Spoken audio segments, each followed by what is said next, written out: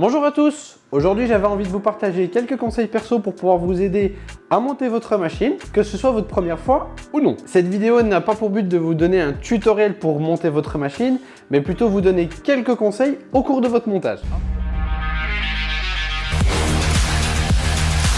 Avant de pouvoir monter son PC, il faut quand même avoir des pièces. Mais parfois, on n'est pas toujours serein en termes de compatibilité avec le matériel qu'on souhaite. C'est notamment pour ça que le configurateur existe sur notre site, qui triera automatiquement en fonction de votre sélection le matériel intercompatible. Mais qui dit compatible ne veut pas toujours dire optimal. Si vous recherchez vraiment à optimiser votre config, n'hésitez surtout pas à venir nous voir en boutique. On pourra à ce moment-là vous faire un devis correspondant à votre budget en essayant de répondre au mieux à votre besoin. Alors, une fois qu'on a ces pièces, il reste techniquement plus qu'à monter. Presque. Le premier conseil que j'aurais à vous donner pour monter votre machine, c'est prenez de la place, prenez un bon espace de travail et organisez-vous. Ne pas s'organiser, c'est la meilleure manière de faire des erreurs ou de casser, de faire tomber quelque chose dans votre config. Et souvent, un processeur, une barrette de RAM, un SSD, ça peut facilement casser. Le deuxième conseil que j'aurai à vous donner pour votre montage avant de commencer quoi que ce soit, c'est de vous équiper d'outils aimantés. Croyez-moi, vous n'avez surtout pas envie de faire tomber une vis dans vos composants, dans votre boîtier ou quoi que ce soit. Et pire, si vous ne remarquez pas que vous avez fait tomber une vis et qu'elle se retrouve coincée entre deux composants, vous pouvez créer un court-circuit et casser votre matériel.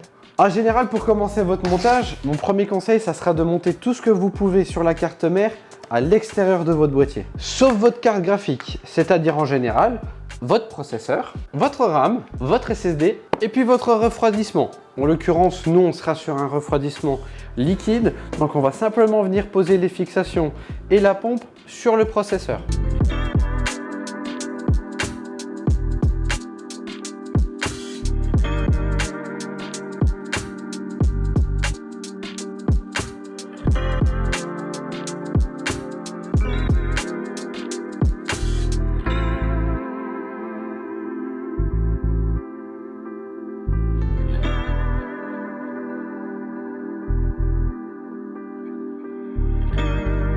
Une fois le tout monté, sortez votre boîtier, sortez votre alimentation et ses câbles si c'est une alimentation modulaire. On ne va pas commencer par monter la carte mère en premier, on va commencer par l'alimentation pour pouvoir préparer nos câbles d'alimentation dans le boîtier. Pourquoi est-ce que je vous conseille de commencer par votre alimentation dans le boîtier?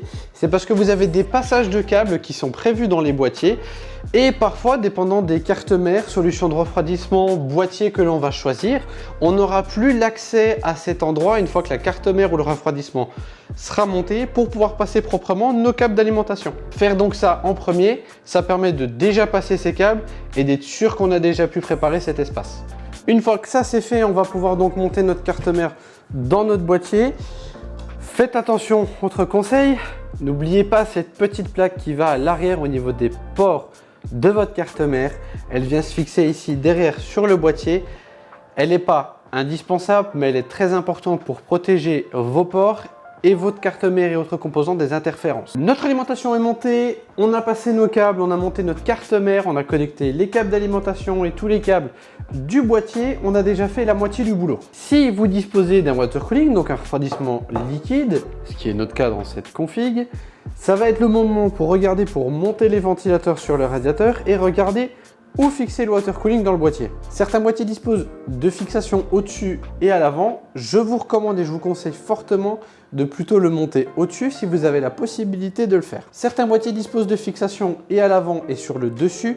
Je vous recommande de plutôt le monter sur le dessus, mais c'est également l'endroit qui peut poser le plus de problèmes au moment du montage. Les cartes mères ces dernières années ont été armées de radiateurs de plus en plus épais à ces niveaux-ci, et donc ça peut vous empêcher de fixer correctement le radiateur et les ventilateurs sur le dessus du boîtier. Pareil également, vos barrettes de RAM peuvent venir coincer au moment de la fixation. Vérifiez donc bien avant de monter quoi que ce soit dans le boîtier ou sur votre radiateur, que vous disposez de l'espace nécessaire pour faire passer le tout. Pour vérifier de manière générale, le plus simple, c'est de prendre ces ventilateurs, les poser, les tenir et d'essayer de faire passer et regarder au niveau des fixations et des trous pour les vis que vous retrouvez au-dessus si votre combo radiateur-ventilateur rencontre un obstacle au moment où vous essayez de l'insérer. Une fois que vous avez monté tout ça, vous pouvez maintenant monter vos disques durs supplémentaires si vous en avez. Nous c'est le cas, donc je l'ai installé en plus. Et maintenant on peut passer à la carte graphique. Pour monter votre carte graphique, je vous conseille donc d'utiliser le port PCI Express le plus en haut de votre carte mère. C'est avec ce port-ci que vous pourrez profiter le plus possible de la puissance de votre carte graphique. Profitez-en pour aligner rapidement la carte graphique avec votre boîtier et votre carte mère pour regarder quelle ici petite barre de métal vous aurez besoin d'enlever pour pouvoir fixer votre carte graphique. Voilà, hop, notre machine est terminée. Mon dernier conseil, une fois que votre config est totalement monté, ce sera de ne pas remettre les panneaux tout de suite. Je vous conseille de démarrer et faire votre installation système au complet avant de remonter les panneaux, au cas où vous avez un pépin avec la config, un périphérique qui ne fonctionne pas, des lumières qui ne fonctionnent pas correctement, ou l'installation qui ne se termine pas, un disque dur qui n'est pas détecté. Quoi que ce soit, vous avez tout de suite accès, vous n'êtes pas obligé d'en renlever, remettre vos panneaux. Ça évite de les déformer ou dans le cas des vitres, risquer de les faire tomber et de les casser pour rien. Voilà tout donc pour les conseils que j'avais à vous donner. J'espère que ces conseils vous faciliteront un peu la tâche pour votre premier ou prochain montage de nouvelles machines. Je réfléchis à faire une vidéo un peu plus complète, vraiment un tutoriel de montage. Mais aujourd'hui, les configurations, bien que beaucoup de choses se ressemblent, beaucoup de choses sont différentes aussi.